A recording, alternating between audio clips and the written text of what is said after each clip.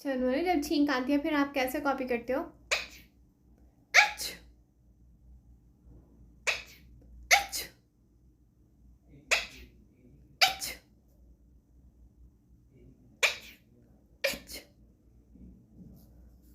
इधर आके बताओ ना।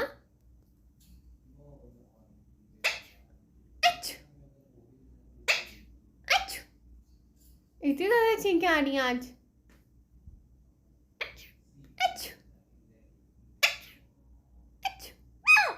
बस, और नहीं करना, और करना है अभी।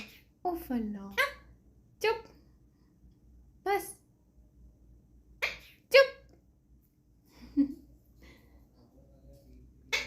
उधर जाके करोगी आप? ओके, उधर जाके कर लो। बस, थक गए हो आप? अभी और करनी है?